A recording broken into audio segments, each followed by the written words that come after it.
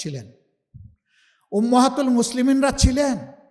একমাত্র বদর যুদ্ধ ছাড়া সকল যুদ্ধে আল্লাহ রসুলের সাথে কমপক্ষে আমাদের একজন মা আল্লাহ রসুলের সাথে ছিলেন। শুধু একজন মা না, বিপুল সংখ্যক মহিলা যুদ্ধে অংশগ্রহণ করেছেন। যুদ্ধের মতো কঠিন কাজ যদি রসুল করিম সাল্লাল্লাহু আলাইহি সাল্লাম তাদেরকে শরিক করেন, তাইলে দুনিয়ায় কোন কাজটা আছে তারা পারবেন না? অতএব তাদের যেখানে প্রয়োজন আছে এবং যেখানে যোগ্যতা আছে তারাও কাজ করবেন। তবে এখনকার সমাজে তাদের না আছে সামাজিক নিরাপত্তা, আর না আছে তাদের সম্মানবোধটুকু। ইনশাআল্লাহ দেশ আমাদের হাতে যদি পড়ে, আমাদের অঙ্গীকার আমাদের মা, আমাদের বোন, আমাদের জায়া, তাদের নিরাপত্তা এবং তাদের সম্মানটুকু আমরা পর্যাপ্ত পরিমাণে নিশ্চিত করব ইনশাআল্লাহ। এটা ঘরে, চলাচলে, কর্মস্থলে, সব জায়গায় এটা নিশ্চিত হবে ইনশাআল্লাহ। আমরা তো ওই সমাজের জন্য কাঙ্গাল হয়ে বসে আছি যেই সমাজটা রসুল করিম সাল্লাল্লাহু আলাইহি সাল্লামের হাতে কোরআনিক সংবিধান অনুযায়ী গড়ে উঠছে। আর জীবনের শেষ লগ্নে জুমার খুতবায় দাঁড়িয়ে আল্লাহ রসুল বলেছিলেন, খায়রুল কুরুনি কারনি সুম্মাল্লাযীনা ইয়ালুনাহুম সুম্মাল্লাযীনা ইয়ালুনাহুম।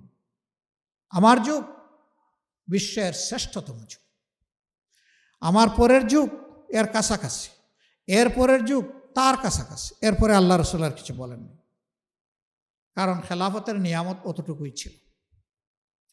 তিনি সাথে সাথে এটিও বলেছিলেন, বিশ্ববাসীকে এমন একটি সোনার সমাজ উপহার দিয়ে যাচ্ছে।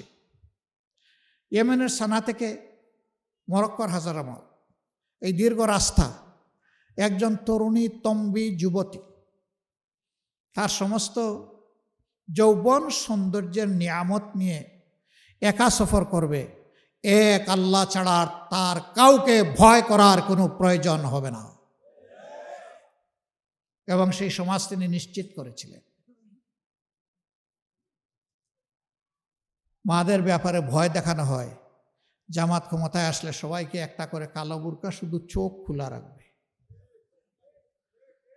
ইসলামের বিধানে চোখ খোলা রাখারও আছে, আবার মুখ খোলা রাখারও আছে। হ্যাঁ, কেউ যদি চোখও না ডাকেন, মুখও না ডাকেন, জামাতে ইসলামে কাউকে জোর করে বুরকা পরাবে না।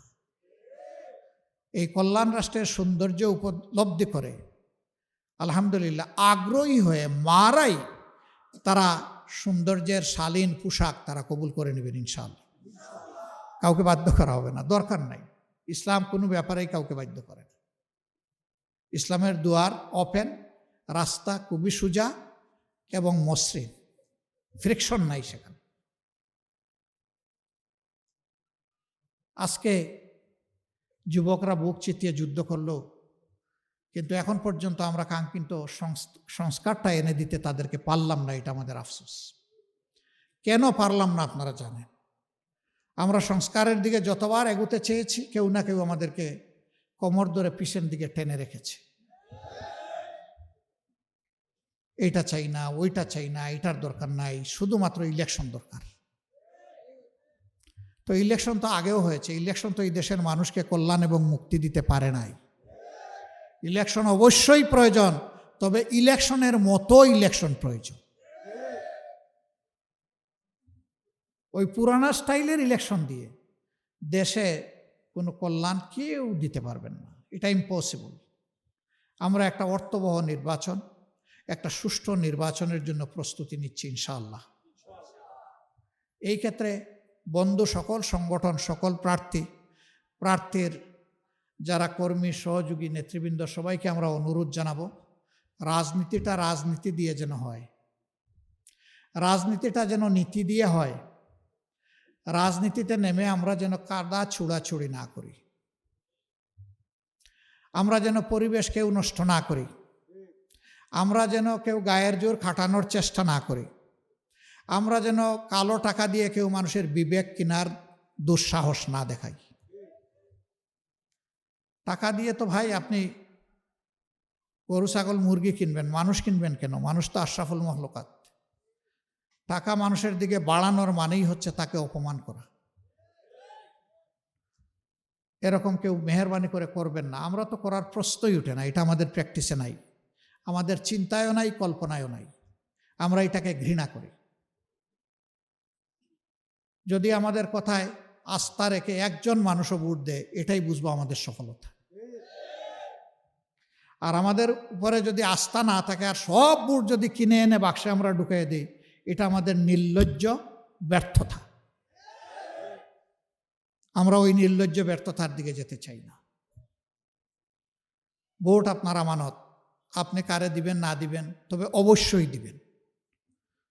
ভোটটা আপনি প্রয়োগ করবেন, ভোট দেওয়া থেকে আপনি বিরত থাকবেন না। মনে রাখবেন, আপনার আমার জন্ম কোনো দলের জন্য হয় নাই। আপনার আমার জন্মই হয়েছে আল্লাহ তাআলার প্রয়োজন পূরণের জন্যে, এই সৃষ্টির সৌন্দর্য বিধানের জন্য, দেশ এবং জাতিকে কল্যাণের দিকে নেওয়ার জন্য। অতএব আমার কাছে দল যেন বড় না হয়, আমার কাছে আমার বিবেক যেন বড় হয়। কোনো দলের প্রতি অন্ধ হয়ে সেই দলের অন্ধ সমর্থক হওয়ার প্রয়োজন নাই, অ্যাটলিস্ট আমাদের দলে প্রয়োজন নাই। যারা এই দলটাকে ভালোবাসবেন তারা যেন কলিজা দিয়ে ভালোবাসেন। আপনার বিবেক যেন বলে যে হ্যাঁ, এই দলটা আমার ভালোবাসা পাওয়ার উপযুক্ত, তাইলে আপনি ভালোবাসবেন। আপনার বাপ দাদা, আপনার কোনো ভাই বন্ধু এই সংগঠন করতেন, শুধু এতটুকু জায়গা থেকে এই দলকে আপনি চাইলেও ভালোবাসতে পারবেন না। এই দলকে ভালোবাসতে হলে এই দলের আদর্শকে ভালোবাসতে হবে। আর আমাদের আদর্শ কোনো বানাওয়াট আদর্শ না, আমাদের আদর্শ আল্লাহ তাআলার দেওয়া যে আদর্শ, যার চাইতে শ্রেষ্ঠ কোনো আদর্শ হতে পারে না। এই জন্য আমরা আপনাদেরকে অনুরোধ করব যে আপনাদের হাত দিয়ে ব্যালটে যেন বিবেকের প্রতিফলন ঘটে। আমাদের কথাগুলো যদি ভালো লাগে, আপনি নিজে আমাদের জন্য দোয়া করবেন। আপনি আপনার পরিবারের লোকদেরকে বলবেন, আপনার প্রতিবেশীদেরকে বলবেন, আপনার কর্মস্থলের সঙ্গীদেরকে বলবেন। যদি আমাদের কোনো কথা আপনার অপছন্দ হয়, আমাকে বলবেন। আমরা কথা দিচ্ছি সংশোধন হব। এটা যদি কোনো বাজে কথা হয়, মন্দ কথা হয়, আমরা সংশোধন করে নেব। ভালো হলে আমাদেরকে বলবেন না, অন্যকে বলবেন। আর আমাদের কথা মন্দ হলে আমাদেরকে বলবেন। আজকের এই রাতে কষ্ট করে আপনারা এখানে এসেছেন, আপনাদের সবার প্রতি আমরা কৃতজ্ঞ। সবাই দোয়া করবেন। ফেব্রুয়ারির প্রথমার্ধে যে নির্বাচনের জন্য জাতি পিপাসার্থ হয়ে বসে আছে, এই যে জেনারেশনে একটা ভোটও দিতে পারল না, এই যে মানুষগুলো গত তিনটা নির্বাচনে ভোট কেন্দ্রে যাওয়ার কোনো গরজ অনুভব করলো না বা পরিবেশ পেল না, আগামী নির্বাচন যেন তার সব কিছুর জবাব দিতে সক্ষম হয়। একটা সুষ্ঠু নির্বাচন হোক। এই নির্বাচনের মধ্য দিয়ে যে দল আসবে আমরা তাদেরকে অভিনন্দন জানাবো। ঠিক অনুরূপভাবে আমরা যদি আল্লাহর ইচ্ছা এবং আপনাদের দোয়া ভালোবাসায় আসি, আমরা তাদের কাছেও প্রত্যাশা করব তারাও আমাদেরকে অভিনন্দন জানাবে ইনশাআল্লাহ। রাজনীতির সৌন্দর্য এইভাবে ফুটে উঠুক এবং আমাদের দেশ কল্যাণের রাজনীতির দিকে এগিয়ে যাক। অতীতের সমস্ত পচা দুর্গন্ধময় রাজনীতির কলুষিত ইতিহাস থেকে আমরা বেরিয়ে আসি। আল্লাহ তাআলা রাজনীতির একটা সোনালী ইতিহাস আগামী নির্বাচনের মধ্য দিয়ে জাতিকে রচনা করার তৌফিক দান করুন। সবার প্রতি গভীর কৃতজ্ঞতা, আন্তরিক মোবারকবাদ। আসসালামু আলাইকুম ওয়া রাহমাতুল্লাহি ওয়া বারাকাতুহু। আমি একটু ক্ষমা চেয়ে নিচ্ছি, প্লিজ আমি একটু ক্ষমা চেয়ে নিচ্ছি। এখন আমাদের সন্তানদের, ছোটমণিদের বার্ষিক সামাজিক এই ন্যায় বিচার নিশ্চিত করা আমাদের চতুর্থ অগ্রাধিকার। আমরা আমাদের ভাঙ্গাচোড়া অর্থনীতিকে পুনরায় আমরা গড়তে চাই এবং এখানে আমরা আমূল পরিবর্তন চাই। ওই উপরে উপরে প্রলেপ দিয়ে হবে না। ভিতরে ক্যান্সার থেকে গেলে উপরের চামড়াকে কসমেটিক সার্জারি করে মানুষকে সুস্থ বানানো যায় না। আমরা ক্যান্সারের জায়গায় হাত দিতে চাই। ওই জায়গাগুলো আমরা চিহ্নিত করে সুস্থ করার জন্য যেখানে দরকার যেটা সেইটাই করতে হবে ইনশাআল্লাহ। কারো মুখের দিকে তাকানো যাবে না। দেশের প্রতি দায়িত্বজ্ঞান সম্পন্ন, ভালোবাসা যাদের অন্তরে দেশের প্রতি আছে, দেশপ্রেম আছে, সততা আছে, যোগ্যতা আছে, সে কোন ধর্মের এটা আমরা দেখব না। সে মানুষ, সে বাংলাদেশের নাগরিক, আমাদের বিবেচনার জন্য এতটাই যথেষ্ট। আসল মানুষটাকে আসল জায়গায় বসায় দেওয়া হবে ইনশাআল্লাহ। আমাদের যে সন্তানেরা শিক্ষা গ্রহণ করার পরে বেকারত্বের কষ্ট নিয়ে বুকে চেপে বয়ে বেড়াচ্ছে, আমরা তাদেরকে জাগতিক স্কিল এডুকেশন দেওয়ার মাধ্যমে তাদের হাতগুলোকে আসলেই দেশ গড়ার কারিগরের হাত হিসাবে আমরা গড়ে তুলতে চাই।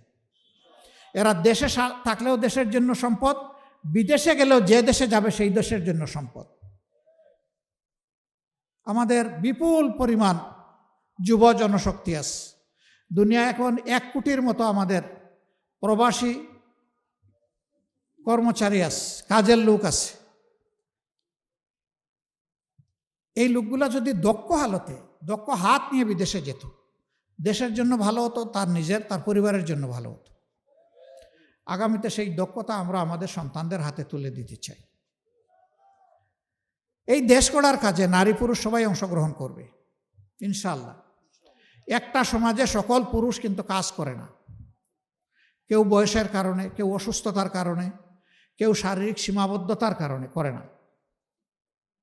অবশ্য কিছু বখাটে আছে, সেও কিছু করে না। সে একটা ভালো কাজ করে, এটা হইল বখাটেপনা, সবার শান্তি কেড়ে নেয়। এটা ভালো কাজ না, এটা আসলেই মন্দ কাজ, তাই না?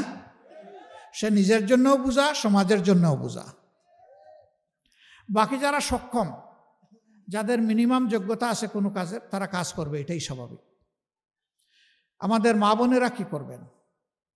কিছু কিছু সংসারে মা বোনদেরও প্রয়োজন তাদের আয় রোজগারের। যাদের যোগ্যতা আছে এবং প্রয়োজন আছে, যোগ্যতা এবং প্রয়োজন অনুযায়ী দেশ গড়ার কাজে তারা অংশ নেবেন, এমনকি তারা সেনাবাহিনীতেও থাকবেন। কারণ রাসূল করিম সাল্লাল্লাহু আলাইহি ওয়াসাল্লামের সেনাবাহিনীতে মহিলারা